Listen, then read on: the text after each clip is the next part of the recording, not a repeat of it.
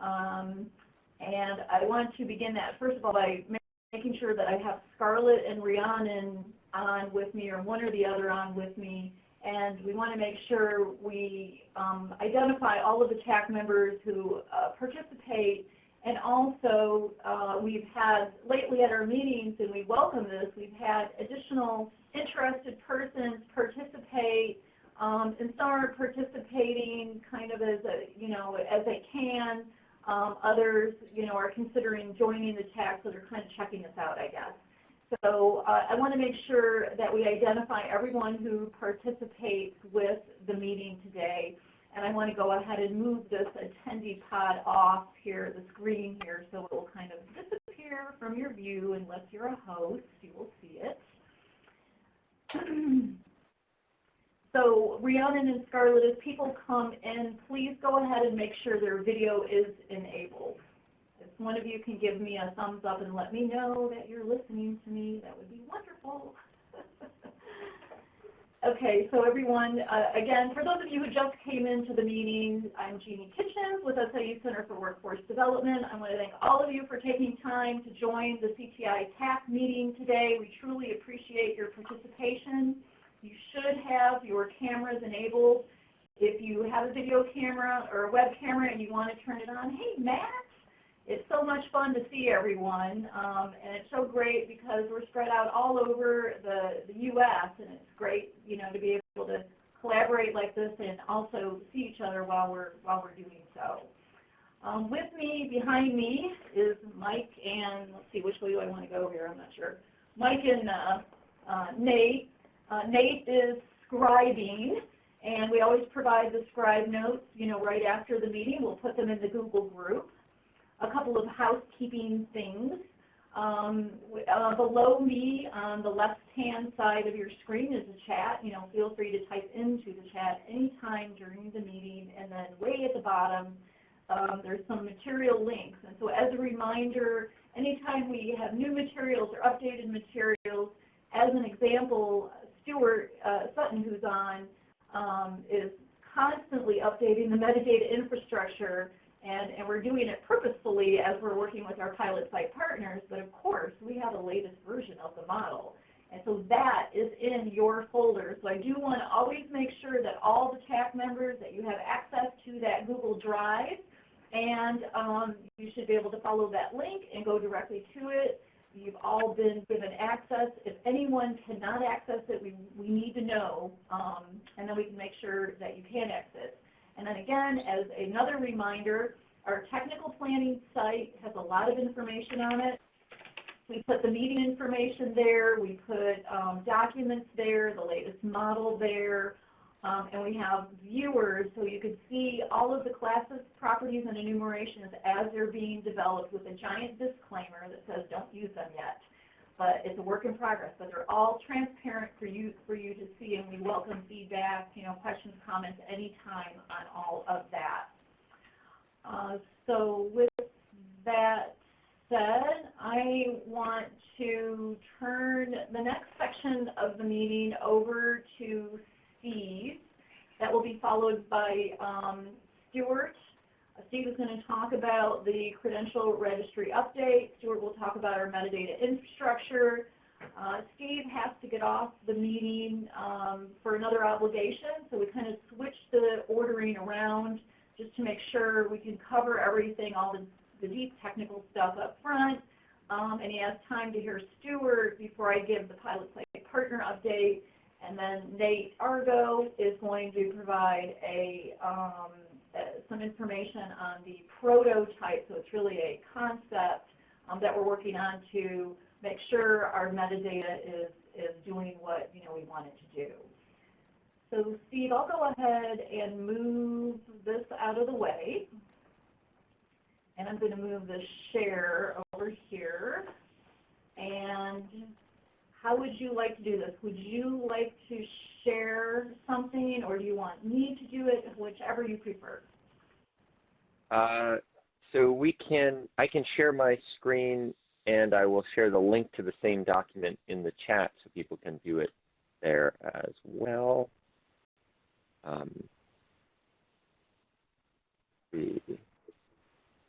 a little vague as to which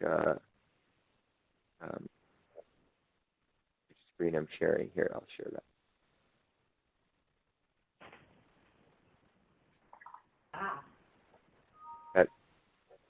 We see next phase enhancements. No, that's wrong. Sorry, guys. Oh, Darren, I like that. Yeah, sorry. That is the wrong thing to share. Sorry, it's a little confusing because it's not giving me a good interface to pick. There we go. Okay.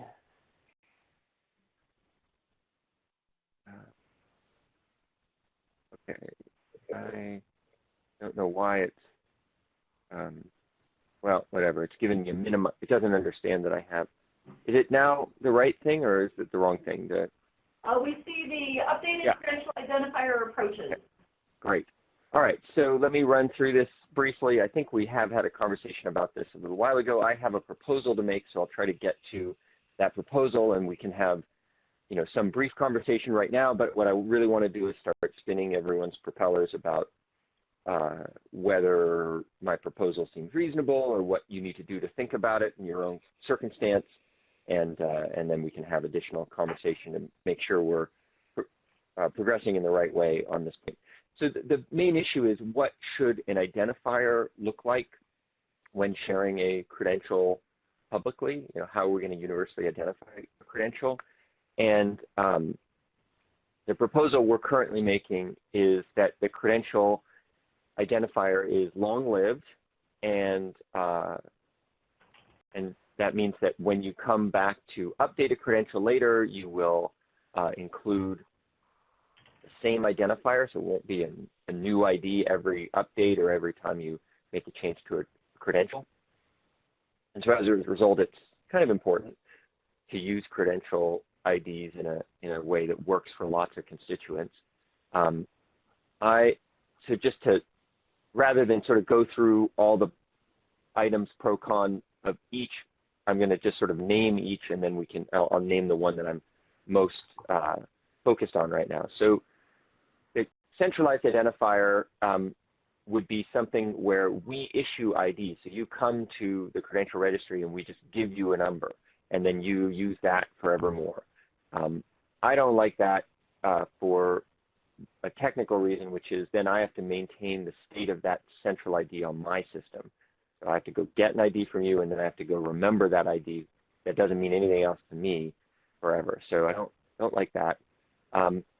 We could use a redirect-based identifier, which is the IDs are maintained in some remote service like tiny.cc, or, I mean, Perl is going away. So I think that speaks enough to some of the concerns about that, is that we then are relying on this third party to keep their system running forever. So there's that.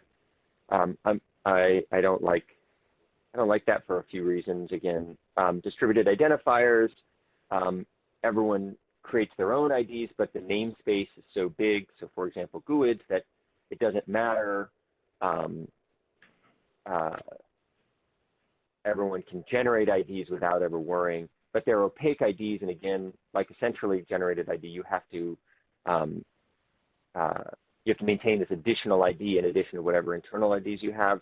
I do like this one, and this would be my fallback, I think my second choice. But then here I'll get to the story, the main story, which is what I'm calling a centralized scoped identifier. And essentially this is a URN, so you can go and read up on URNs. There's lots of information about them. They are not sort of like URIs in any sense. They don't resolve anything, and they're never intended to resolve. They're intended to provide scope for different institutions to manage IDs in their own way without having them collide with other IDs. So essentially you can see an example here. Let me zoom that in a little bit, and maybe why is that zoom not working?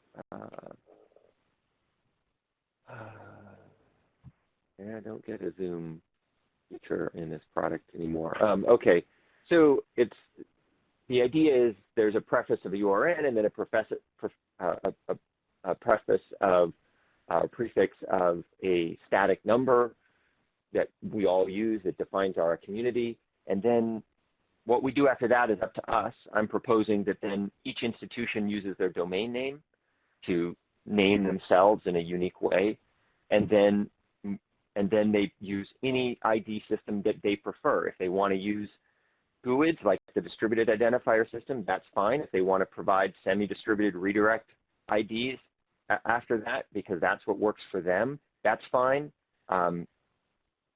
And if they want to use internal database IDs that work inside their system, as long as they can maintain them, they can do that. So the institution is required to keep their identifiers unique.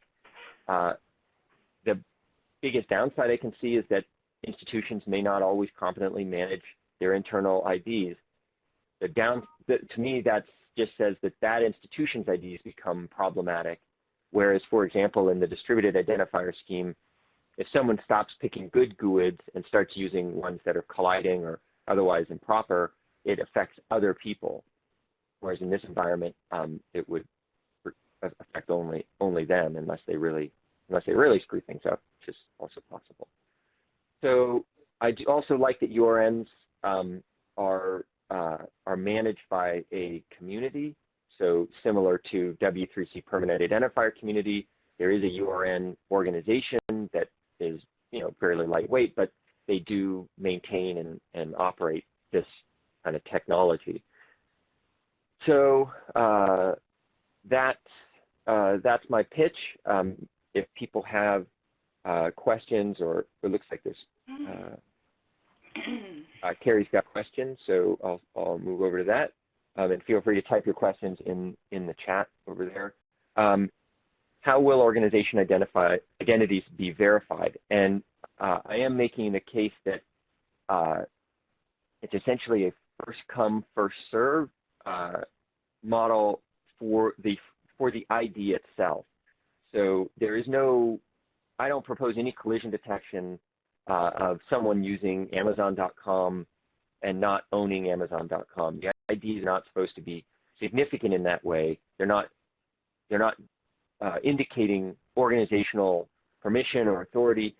All they're doing is providing a simple mechanism for people to avoid collisions if they want to avoid collisions, which is all URNs are designed for. So when you see a URN that says Amazon.com, you should pay no attention to that. That is a meaningless piece of information. It's not semantic. It's just a scoping system, sort of like Java class paths or whatever. Or in Ruby, we have module names or whatever they are, where you can name your class the same as some other institution. There's no control for that. It's just a scoping mechanism to allow a sane air traffic control between different institutions who want to avoid collisions. The control for identity is handled in the digital signing using Java Web Tokens, and that's a different part of the system.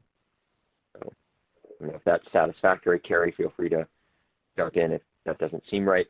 We only have, I think, a limited time to discuss all this right this minute, so feel free to jump in with questions if you have any. Like I said, I'm making this proposal that we, rather than processing all of these pros and cons, I think we've analyzed the problem pretty well, and I'm making an assessment that I think URNs will solve the problem, but anyone who has any concerns can raise them here or think about it and get back to us reasonably quickly and let us know that this is a bad idea. I feel like it's just move the conversation a little faster by making a proposal rather than just processing all the options and trying to figure it out.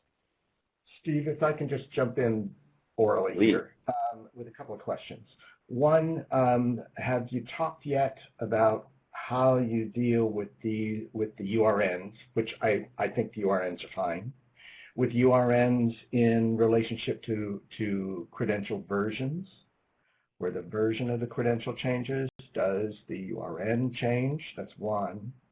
And the second, oh God, I've already forgotten the second. I'm getting old. I'm assuming that one of the reasons we actually need a unique identifier is that currently there is no mechanism for uniquely identifying a specific credential and that credentials or a version of a credential. So that when we look at things like verifiable claims from verifiable claims group, there needs to be something that uniquely identifies. So I think this would serve that role well, and the fact that it stems from the originator of the credential itself gives it authority. But I can see that being what the verifiable claims kind of deal pass around to uniquely identify, because the URI of a credential in the registry doesn't do it, because that's a unique identifier of the description of the credential. So I like it. I do have concerns, though, that that there needs to be some socialization around a new URI when a credential, while still asserted to be the same, is versioned, and that versioning internally to the institution makes a difference. Yes. So let's talk about versioning and uniqueness. So in my opinion, this is much more open to sort of community. Well, it's all open to community debate, but I'm much less in a position to make a proposal on this point. But I would say my starting position is that there is some dividing line, and I'll propose what I think mine is, between different versions that are semantically distinct and semantically the same. And semantically the same versions, meaning incremental updates to a credential, should maintain the same identifier, and new versions of effectively the same credential should issue themselves as new identifiers.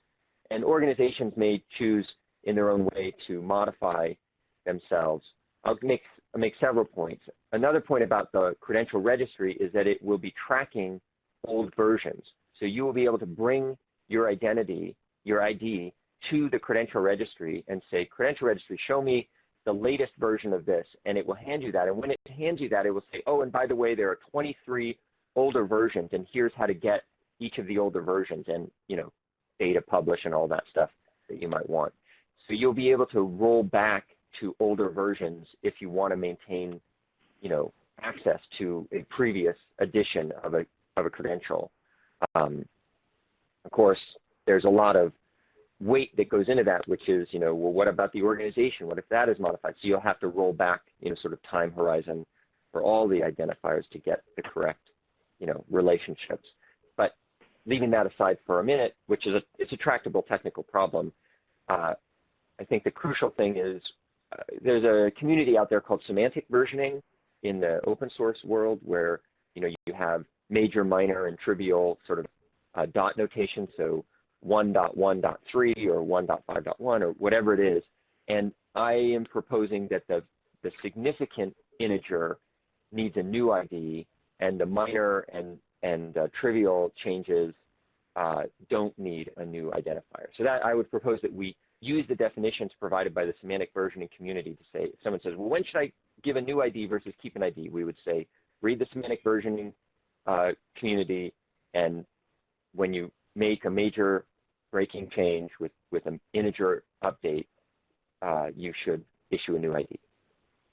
That breaking point where in deciding what a sufficient semantic shift is to given a new identifier might well be the credentialing organization's willingness to award or to acknowledge a credential. So a credential could have the same as long as everybody in that extended pool who've been awarded it, get the same degree. It's the same degree. But if they make a change and go, oh, people who were pre-accredited under that old degree no longer do, and that could be that point at which it's semantically and needs a new identifier. Yeah, I think that's right. I think the idea of people who already received the degree would not recognize the new degree as the same as their degree or their credential, rather, not just degrees, but is a breaking change. I think that's probably a pretty good line in the sand, in my opinion. importantly, if some institutions decide not to honor that and they just use one ID for their credential, even though it makes several breaking changes, that's somewhat bad, but it's not terrible because you can get back to the old IDs. That's just an institution who's making an internal decision not to honor, the larger request from the Credential Registry or the Credential Transparency Group. However, Steve, would that work in, I'm trying to again think of this identifier as the only identifier for the credential that would stand up in verifiable claims. If the Right. awarder of the degree becomes sloppy, and then suddenly someone gives them, and they're not mindful of of that version number. Yeah. Version number would be significant if they're trying to verify whether they have a valid credential. So I agree. I guess my problem is I don't see how any identifier is immune to organizations' behavior like that. So I'm just saying I have this concern that an organization will start polluting their ID space. But that's true whether it's a global ID, a distributed ID, a redirect ID, or this ID, to be fair. Like institutions get sloppy with deciding when to generate a new ID versus keep pumping out metadata on the existing ID. That is something we should be vigilant against, but it only pollutes their namespace, I guess is what I'm trying to say. Right. Thanks. Yep. Great. Well, thanks for that dialogue, Stuart, and Steve. Definitely. We're missing some of our tech people who know that space. Yep. So I'll be interested. So we'll follow up for sure, with the group as Carrie asked, and make sure that anyone who couldn't make it today gets involved in that. This is Patty from the Department of Commerce, and I was following along what you were saying, and that makes, the URN makes the most sense from your description, from my point of view, if that means anything. But, that makes a lot. Okay. And I get the versioning part of that is very tricky, but and not knowing, it's like, what is this kind of like a self-perpetuating, or is there actually some type of if there's like a built-in logic that would kind of police some of this stuff, or is it just kind of once it's built, or is there an accountability, I guess, authority? So we will be the accountability that I have in mind is that the URN:1234 part of it. That's a sort of static magic entity, and so we will not accept data into this community that doesn't have an identifier that it has prefix with that information. Mm-hmm. And then the Amazon.com part, we will process for it being a fully qualified domain name. So we will semantically verify that it is in the format of as they call it, FQDN. Mm-hmm. But that's it. We won't care. You can claim to be a different FQDN if you want, but we will say you must put an FQDN here. It's Amazon.com or the Credential Transparency Initiative.org or whatever it is. And then the ID, and then the colon, and then the ID after that will be, ollie and free. So anyone's that will be uncontrolled, completely uncontrolled. And if you want to put a URL there, if you want to put an internal serial integer ID, you want to put a GUID, have at it. Like it can be any arbitrary string that you want. The one ugly bit that was pointed out to me is that if people use that ability to post any string they want in the ID there, the IDs are going to get ugly on the URL line, meaning you have to URL encode them because slashes and question marks and things like that are not permitted in URL. So when you pass this around, there is a small technical challenge that comes in. And in fact, that's not on the list.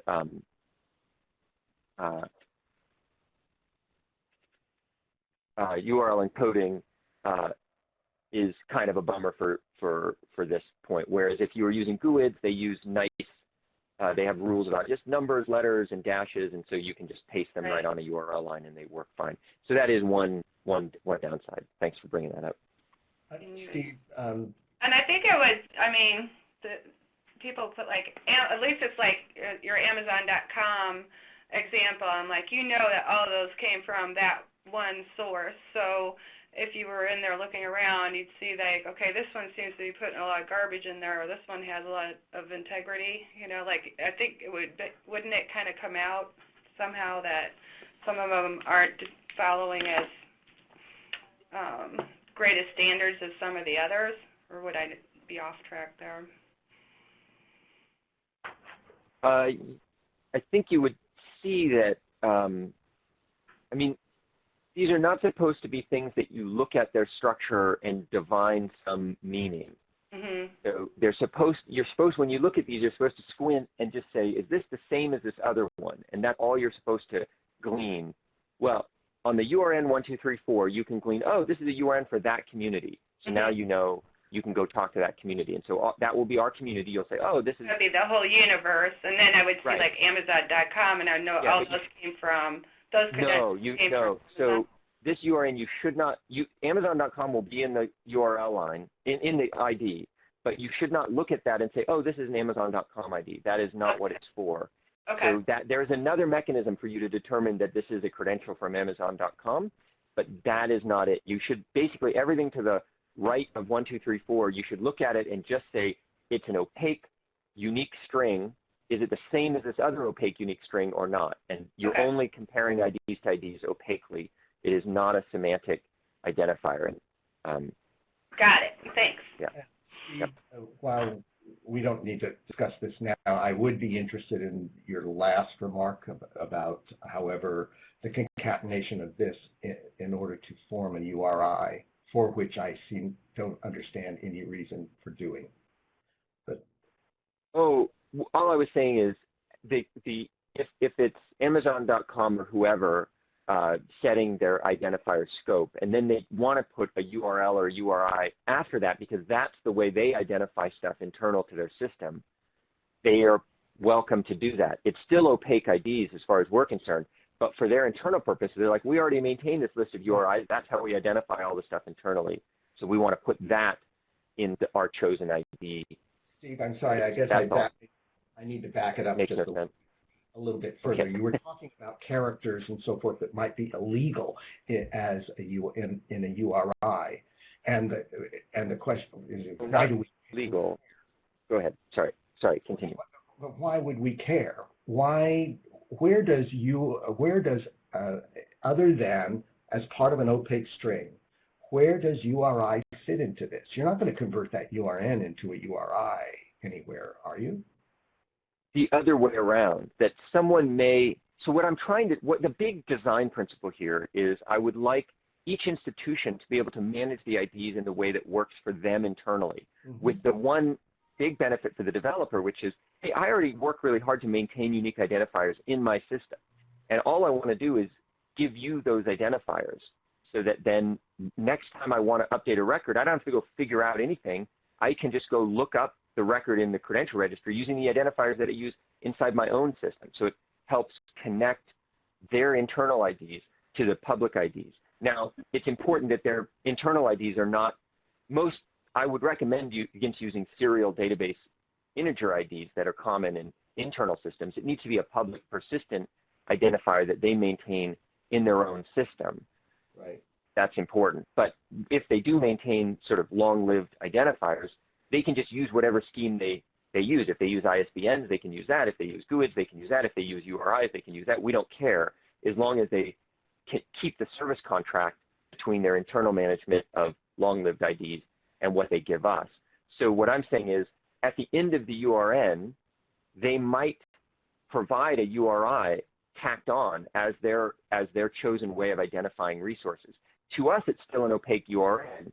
But for them, the next time they want to come to our system and say, hey, I want to update this record, this credential, they can go, well, what's my internal long-lived URI? Oh, we have a GUID over here, so I'll just paste my GUID here, and I will get back the credential that corresponds to that. I don't have to maintain any state or knowledge about what ID was used inside our system, inside the Credential Registry system.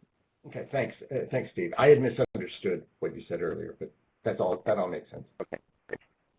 And all I was saying sort of about legality, it was just about if I were to, as an organization, publish my chosen IDs as URIs, so Amazon.com/ and Amazon URI, that URI has maybe HTTP : // blah, blah, blah, which if I were to paste that into a into a transaction like a query string in HTTP, I would have to URL encode that whole thing in order to have it survive being transmitted over the URL line.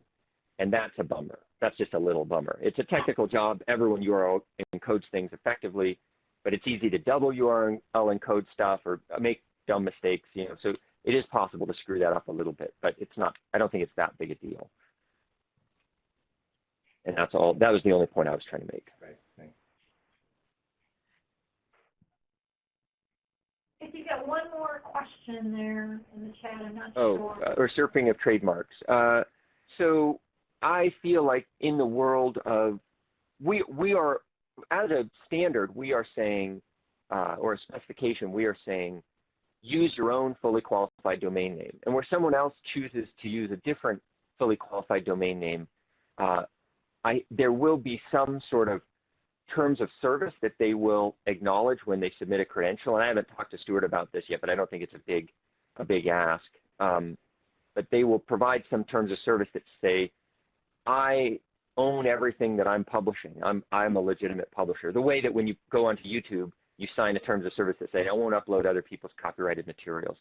So we will be transferring the responsibility of that trademarking, just like on a public, you know, video sharing site. We'll transfer it to the user.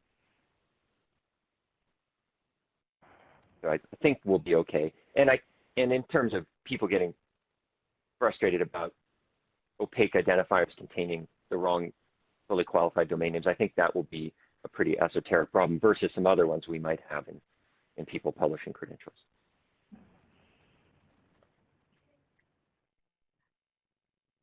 All right. Do you want to cover anything else concerning the registry? I think, just in interest of time, I think we should get on to Stuart's. Sure. Go ahead and if you could close out your share, screen share, yeah.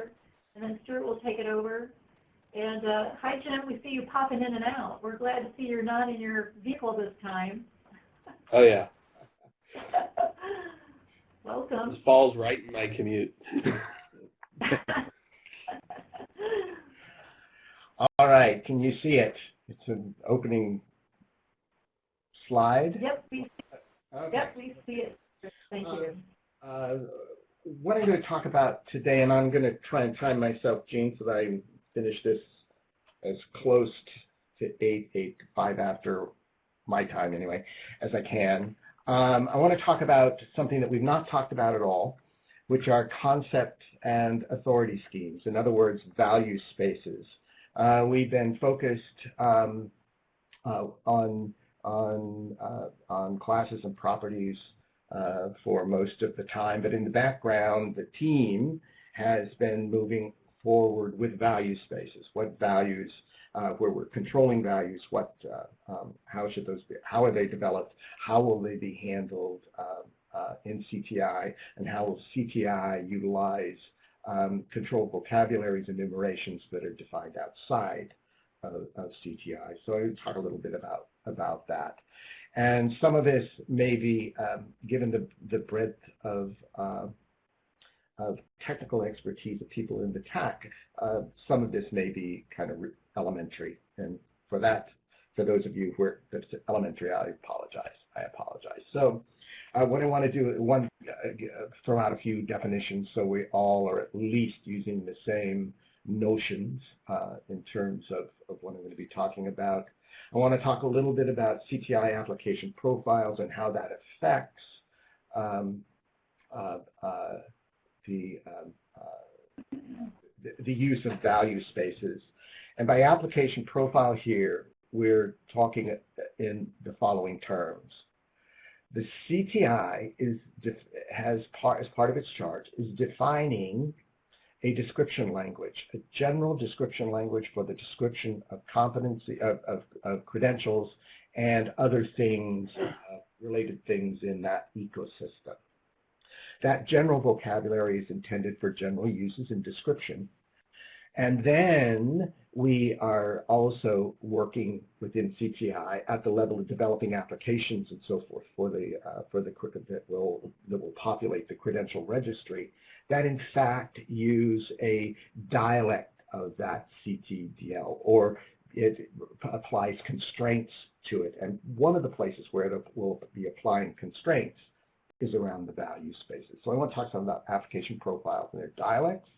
The use of W3C's SCOS, Simple Knowledge Organization System specification, as a mechanism for describing concept schemes and authority files of other kinds. And I'll use two examples. One, the credential type vocabulary that's already developed, and use it. And then an example of ONET occupations, with defining a couple of occupations using SCOS, so we can see how those work. And then I want to talk a little bit about the current status of this work around value spaces, where we are with it. So some definitions. Authority schemes, we are dealing really with value spaces of two general sorts. One are authority files or authority schemes, which are sets of people, organizations, places, or things which range from flat enumerations, lists of state capitals, lists of organizations, to taxonomic structures, nations and their regions. Anyway, authority files that talk about real things in the world, people, organizations, places, things.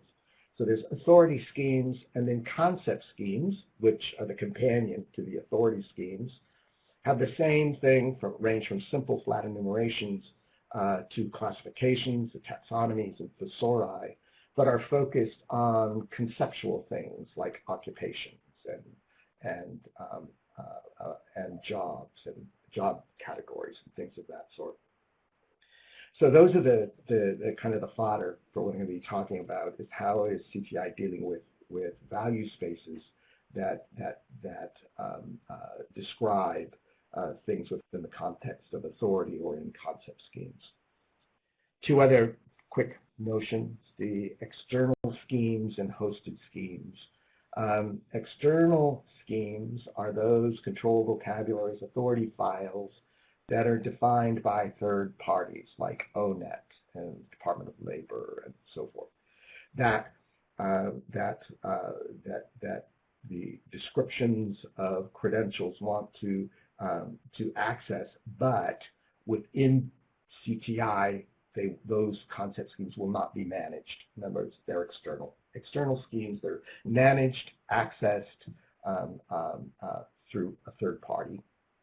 And then hosted schemes, and this is the small raft of control vocabularies and so forth that are created by the CTI, initiated, managed by it, and accessed through CTI. So we can kind of keep those definitions in mind. So description language and its dialects. If we think of the CTDL, which is the Credential Transparency Description Language, we've been working up there to develop the properties and classes on the left side of your screen. And what we've done in defining value spaces for those that are under control is to create classes of schemes for both authority and concepts. So when we look at the level of an application profile, such as what CTI will be using for defining data for the Credential Registry, they will take that general language and begin to apply constraints or create a dialect of that general language that will be used within the profile. They will also apply restrictions on the authority and concept scheme classes. So I'll give an example of that, which might make it a little bit clearer. In the one of the concepts that need to be under control are occupation types. So we have a class called occupation type, and it includes enumerations, control vocabularies, identifying occupations. Wherever they are defined and by whomever they're defined would land in this class. So ONET occupations, their enumeration of occupations would be a member of this class occupation type. And as I note here, the European skills, competencies, qualifications, and occupations, ESCO, which is a European enumeration of occupations. It too would be a member of this class occupation type. And they are all subclasses at this point of schema enumeration. Now, if we look at a property and see how it uses this, here we have the occupation category property. It's a property of a credential, so a credential has an occupation category. And the range of that occupation category is occupation type. In other words, the range of permissible values for occupation category are concepts from any of those enumerations that are members of occupation type. Let me take that a little bit further. If we were to look at an EU profile of the CTDL, they might, in using the occupation category, restrict uses within the European Union to using the European skills, competencies, qualifications, and occupations. So the capacity as the dialect becomes more and more constrained is for it to become very, very specific as to which value spaces are acceptable. So if we look at that again back here, oops, sorry, I went too far back. So we have the class that includes as members different control vocabularies by different organizations globally that define occupations or members of the class. At the property level in the CTDL, those with occupation category, the Property Act occupation category, any member of the class occupation type is acceptable. Then when we get down into a profile, here the European one, CTI and the Credential Registry has its profile, will or may constrain that value space to eliminate what they don't want to use. So all of the control, all of the concept schemes and the authority file schemes in CTI are defined in terms of these broad classes through which narrowing can be done as you move down into an application profile. So we've made the decision to use the W3C's Simple Knowledge Organization System, or SCOS, to model both the authority files, authority schemes, and concept schemes within CTI. The basics of W3C SCOS it's pretty straightforward. W3C's Simple Knowledge Organization System is an RDF-OWL meta vocabulary for expressing concepts that are labeled in natural language, organized into informal hierarchies, and aggregated into concept schemes, which basically means SCOS has two classes of entities. It has concepts, and each concept is a single concept, very loosely defined by SCOS, a single concept, and then the aggregation of concepts into a logical whole. That logical whole is considered a concept scheme. And then concepts, all concepts and concept schemes are identified by HTTP-based URI, making them amenable to linked data. So every concept, every entry of a thing into an authority file is identified by URI for purposes of linking. We picked SCOS because of its scale, because currently on the in the open web, if we look at languages of description that are currently being used in the linked data cloud, we see that SCOS is fairly predominant. The size of the bubbles here tell us out of the 501 registered with description language registered, it has considerable buy-in. Major organizations around the world are using SCOS or are what we call SCOSifying their control vocabularies and authority files. All of the Library of Congress the Library of Congress subject authority files, subjects and its name authority files are all done in SCOS or have SCOS representations. Same is true for vocabularies used by the BBC and so forth. So it's quite persuasive and straightforward to use. So let me give you an example of one of the vocabularies from the CGI, and this is the credential type vocabulary. I did an encoding of it, which I'm not showing here, but I'll show you one in a moment of another. I did an encoding in SCOS of the current credential types, and this is what's called a quick view, keywords in context, where you could look down the vertical column and see all of the keywords and the current type vocabulary. So there's that kind of a view, all of it being generated with a public view, available viewer for SCOS called SCOS Play. Here's the same data in alpha order, and then here it is in hierarchically. So this is the current vocabulary for credential types that we're working with. Still draft, but all of this is being generated off of the SCOS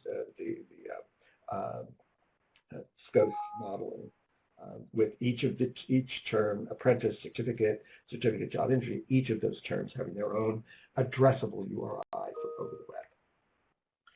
So I took ONET, which does not have which has not been SCOSified, and I did a fast SCOSification of 3 concepts from the ONET occupations. And here you see the SCOS file serialized in Turtle. I can run this through a translator and serialize it in JSON LD, RDFA, microdata, RDF XML. The flavor of serializations is wide open because it's a standard RDF that can be so translated. And so what we see here is 3 concepts. I've circled in blue that each has its URI, and this URI is actually a real identifier coming out of ONET. So these are the ONET identifiers for the concepts accountants and auditors, and then accountants and auditors.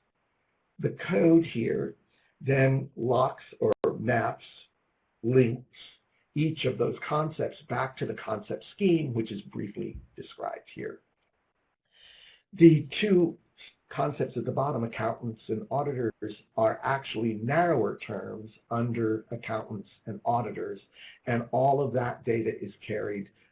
If it's large enough on your screen, you can see SCOS broader and SCOS narrower that is shaping that vocabulary. So this simple thing, again, run through the public SCOS browser. I've got the ONET, those three occupations, accountants and auditors showing their narrower and broader, plus their terminology, or plus their definitions, and their notations. Each has a notation that is used when concatenated to their base URL to create an identifier. And here is the same data in hierarchical form. Again, each of the concepts and so forth identified by URI. So where we are right now, if I look at those two categories, hosted and external, The hosted vocabularies are where we are with those. They've all been identified, so the control vocabularies themselves have been identified. And in development, and are in the development process, they, again, I've repeated identified, sorry about that. The concepts are identified. They have draft concept definitions, and the SCOS modeling is underway as we refine definitions and so forth. And the first of those, the credential type, is available in GitHub, where we will place the other vocabularies as we get them modeled and serialized in SCOS. They will appear there, and feel free, to clone and to make suggestions using the GitHub mechanism. So if you think we could do better. And then the external vocabularies, they too have been, major ones have been identified. And although that identification is, I say, ongoing here, because we've included one European concept scheme in the mix, and we're certain there are probably others. And we have been doing some advising with these major externals on support for their movement toward linked data. If we look at the externals in terms of where they are, a good way to look at it might be Sir Tim Berners-Lee's 5 stars for linked data. In essence, you get 1 star in the link, in the firmament above the linked data cloud if you've put your data on the web in any way whatsoever. So if you publish your data, you get 1 star. 2 stars is if you put it up there as structured data. The first star you can get, you get even if you put a PDF up there that a machine that is not machine actionable as data, but you get 1 star. 2 stars, you put it up as structured data. 3 stars, you put it up in a non-proprietary format. For example, a 2 star might be you put up some Excel files. It's structured, it's on, and it's available on the web. But you could get 3 stars if you also did CSV files, comma separated, which is a non-proprietary format of the same data.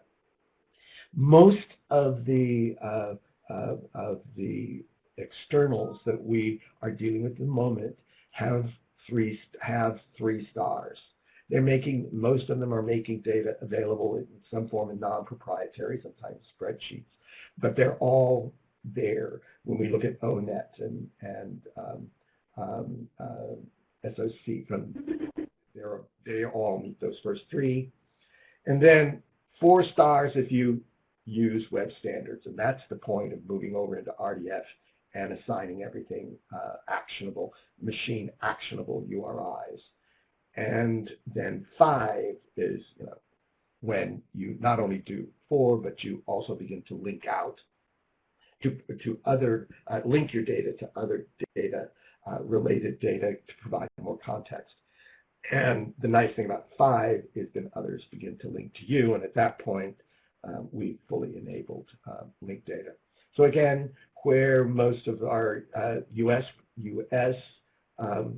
based externals are at 3 star, and we want to work with them on 4 star and 5 star through the remainder of the project and hopefully beyond. So in the end, what we're able to do is, this is one of my favorite slides, it's not mine, it's by Sorenauer, of having on the left our externals who are currently making public documents and have in many ways beautiful, excellent data and excellent in its execution in their closed systems. To be able to, where you see the word triplify here, you might substitute scosify. In other words, to scosify their data, their control vocabularies, their authority files and concept schemes to make them interoperable in the open. And that's basically it for today. I'm going to stop sharing there, so I'm back. I was full screen, so I have no clue whether there were questions or... No, that was really a great presentation, Stuart. As always, your presentations are so good. And you must have been very clear because there are no questions in the chat. Oh. Anybody, feel free to ask questions or make comments. And I do want to mention a couple of things. Pam with Department of Labor, who is on our TAC and normally joins these, must not have been able to join today, so it's unfortunate. But we have been talking to Pam and talking about at least prototyping with some of the ONET, a subsection of it to demonstrate the value of everything that Stuart just talked about. And another thing I think of interest, because they also have state government represented in our TAC. So Patty, who was talking earlier, is with the state of Illinois, and so she's interested from a state perspective. And some states create their own occupation framework. So right. What I want to point out with what Stuart was talking about is that we'll accommodate those kinds of state by state or whatever they are, whatever is being recognized, will accommodate those kinds of needs that states have as well. And with that 5-star data, that was a perfect segue to my next little update on the pilot site partners information. But let's see if anybody has any comments or questions.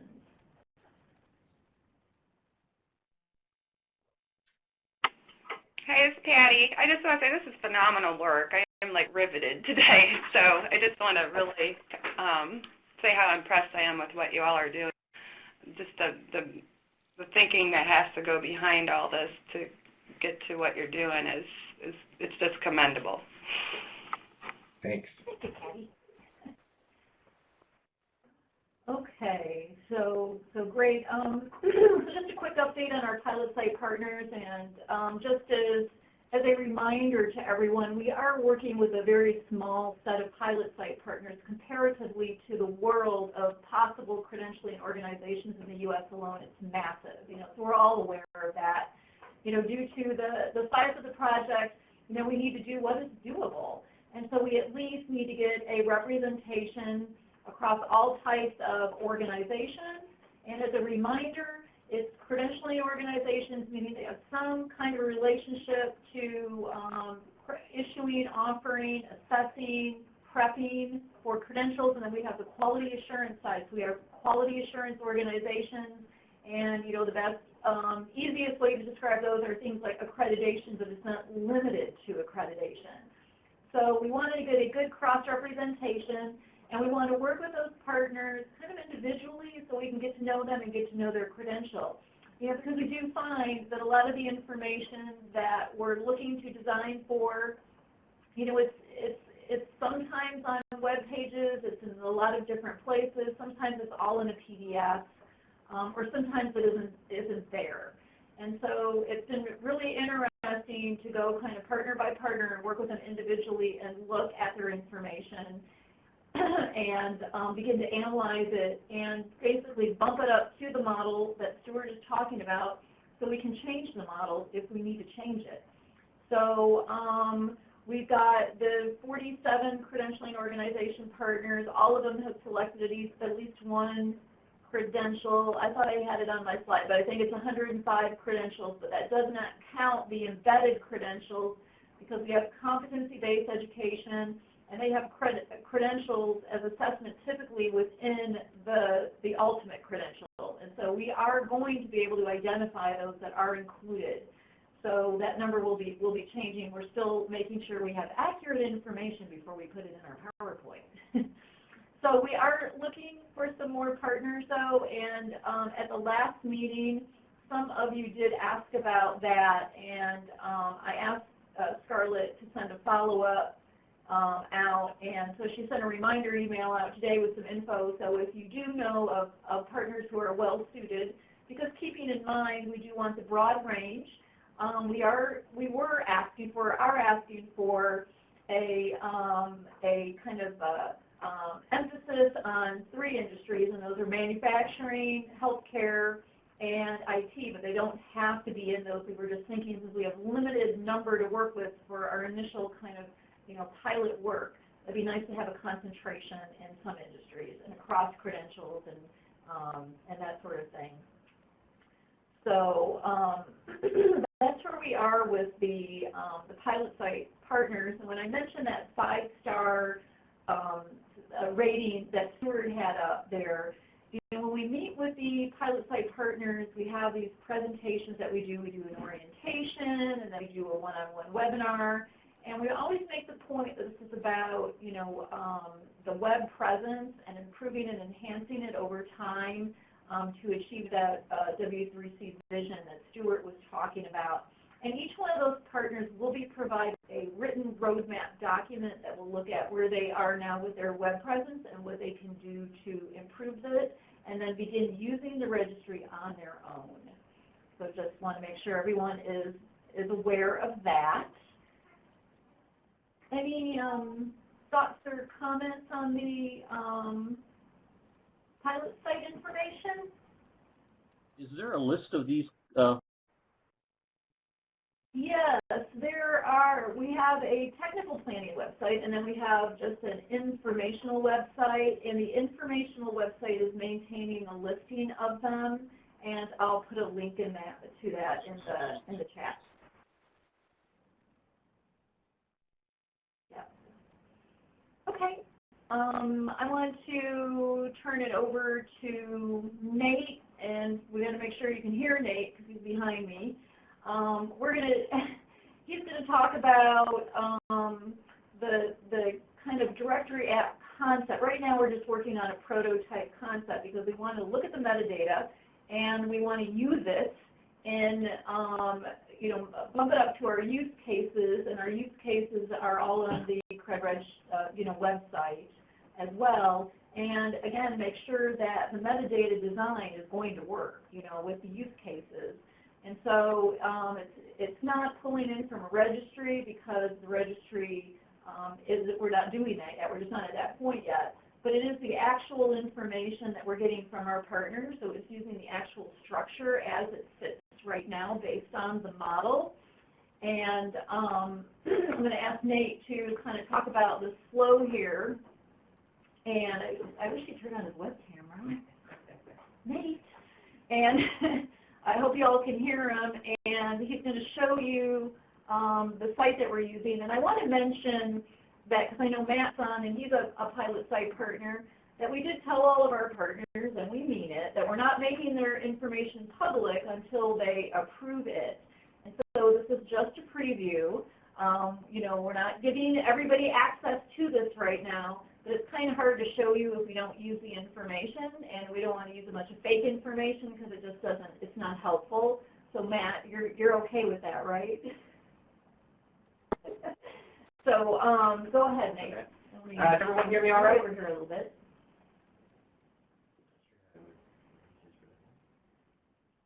I think you're okay. Say it. Speak again, Nate. Okay. Go ahead. I just want to make sure you're a little bit distance from the phone here. I'm here a little bit closer. So I'm Nate Argo, and I'm doing some work on the, as Jeannie outlined, the Credential Directory App concept. And this flow here is basically just showing that the CGI organization down in the bottom left is conducting the interviews that Jeannie just outlined. And we are also collecting data from the pilot partners' websites, PDFs, materials, basically anything we can find. And we are currently adding that data to the directory concept system.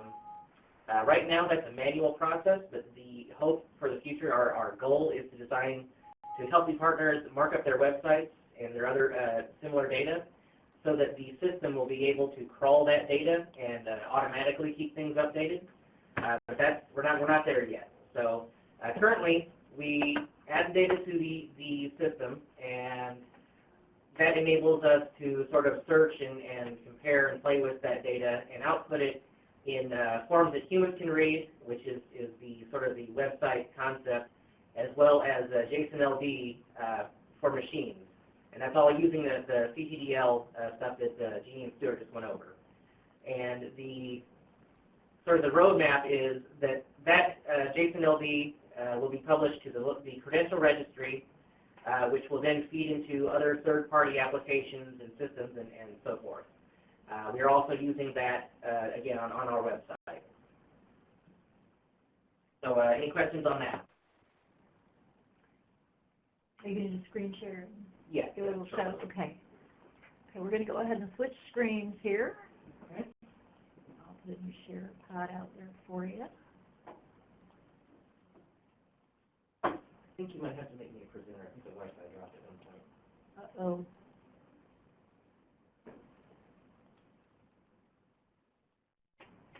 There we go. Okay.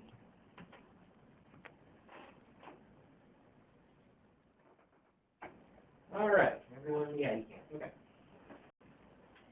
So what we have here on the left is the current concept for the site. This is a splash page based on some wireframes and some work that we've done here very recently.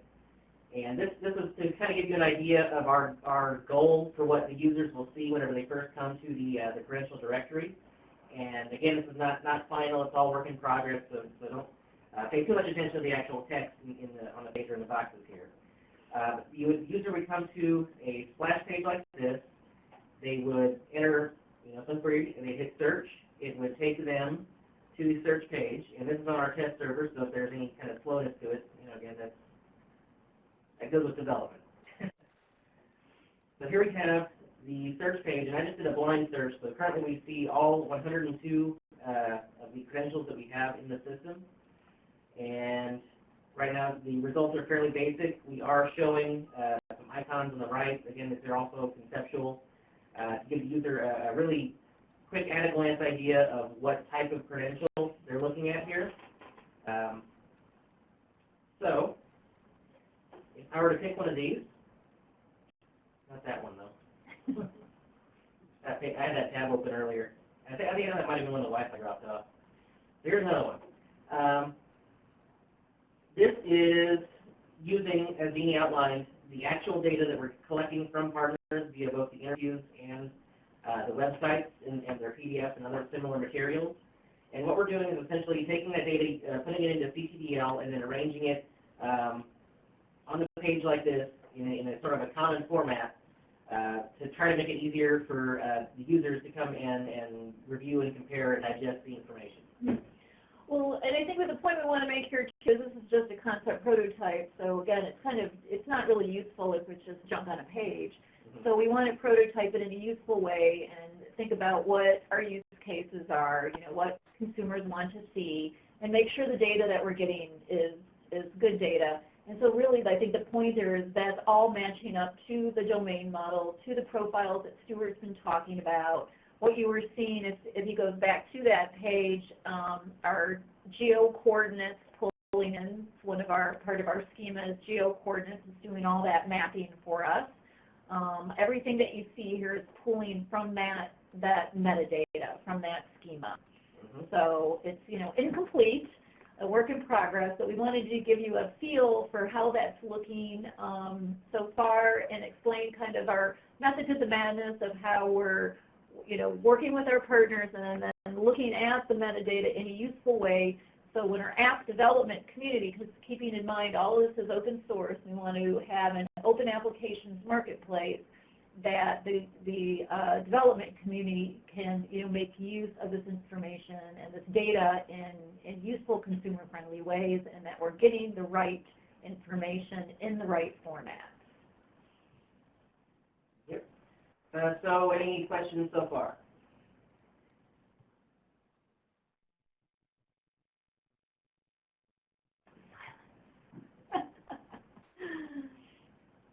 This is Patty. I'm just trying to soak it all in, so I don't have any questions. Thanks, Patty.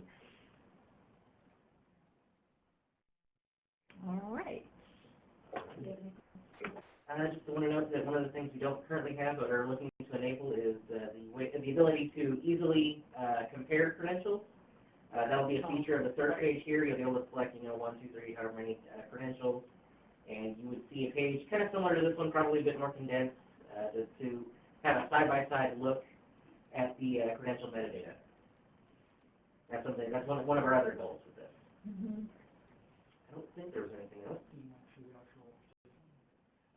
Oh, yeah. We want to see the JSON LD currently looks something like this.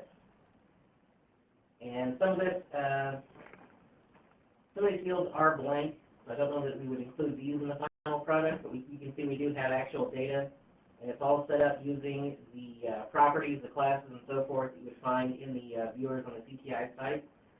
So this is all CTDL here, and I have put this whole block through a JSON LD validator, and other than this part right here, because we don't currently have a namespace URL picked out, it does validate. So if you were to, in the future, download a record from the the Credential Registry that was for a credential or for an organization or for anything that was in CTDL, it would look something like this. Mm-hmm. Yep. Good. Thank you, Nate. Great. Any comments, questions, feedback?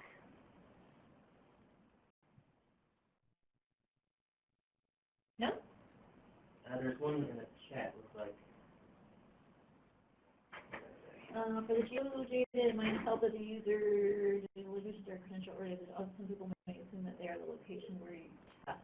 Yeah, so we'll, we have, and that's a good point because the certification organizations, there's multiple organizations involved, and so,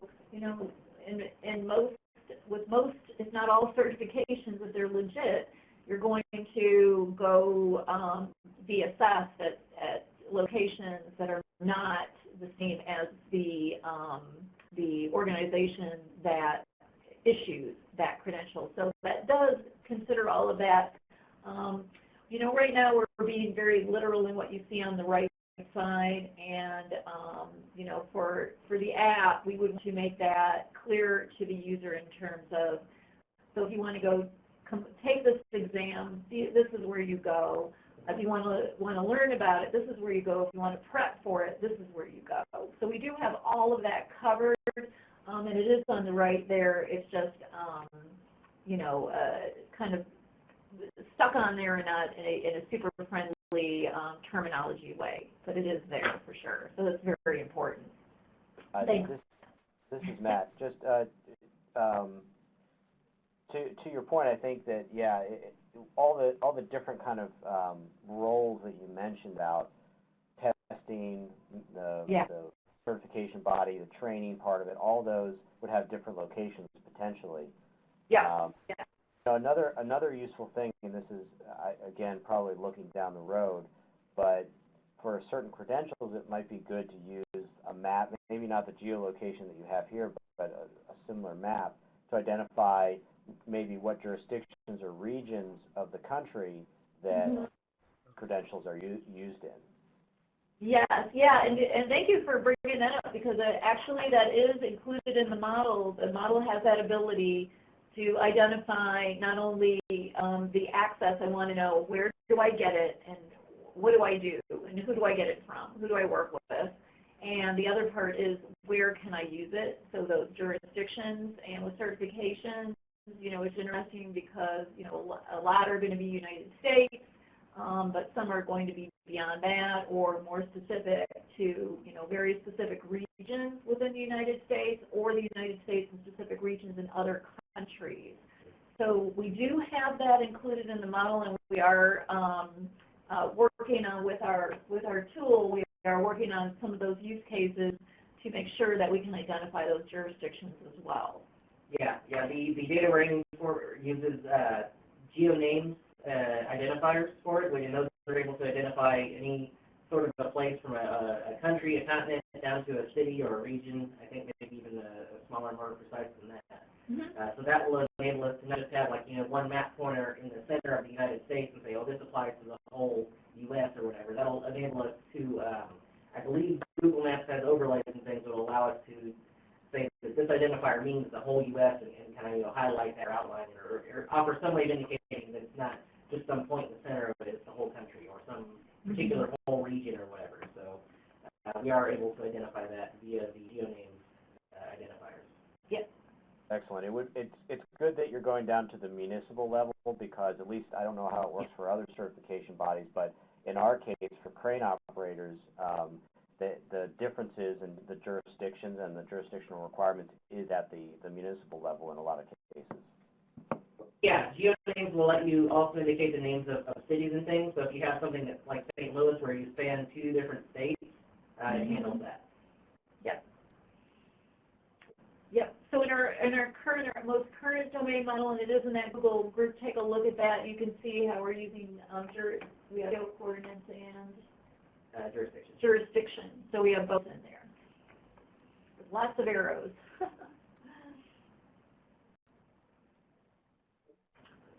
Maybe UI could have tabs on the map view. Yeah, Jim, exactly. It's just a working prototype, and so we'll be improving upon it. And thanks for the feedback, everyone, on how to.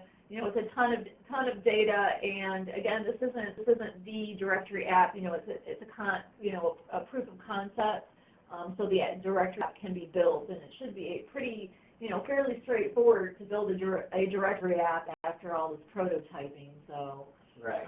Yep. Thank you, Jim, and thank you, Matt. Appreciate it. Okay. Well, if there aren't any other questions or comments concerning that, I want to open up and see if anybody has any, closing things that they want to talk about. I want to just say, what our next steps are. As as indicated, our roadmap for our Credential Registry, the registry, as you all know, is being built off of the Learning Registry. So we already have a lot of infrastructure in place. And so what Steve is doing is he is, is basically tweaking that infrastructure specifically for the Credential Registry. And, so we're continuing obviously to work on that. Our next big conversation about that is the API, so in and out of that registry, and kind of prepping for what do developers want, what do application developers want, what do platforms want, because we expect those entire platforms are going to want to use it, and smaller subset apps are going to want to use it. With Stuart, we gave you a good idea of where we are with the roadmap. We're well into the metadata design. We're working on those vocabularies. So in our DCAP process, we're trying to make the leap to step 4, right, Stuart? Got to get there. And great pilot site partners. We're almost at our goal for the quantity of partners, but we would like some more. In particular, we need some associate's degrees, by the way, and we need more badges. And I know we have a lot of badging connections on this TAC. So, feel free to make some connections for the pilot site partners. And then we're continuing to work with the metadata through the prototyping to make sure that it's making sense. It's going to work for our partners in particular, and it's going to make sense from the standpoint of the usefulness of the metadata that we're trying to design. So that is where we are, and that is where we're going. Any comments, questions, ideas?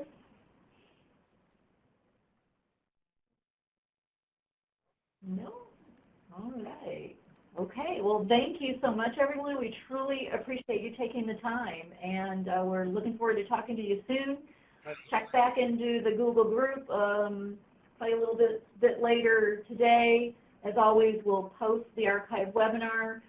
Stuart's PowerPoint will be in the group, and we'll put the open questions in particular on the identifier that came up as well. Thanks so much.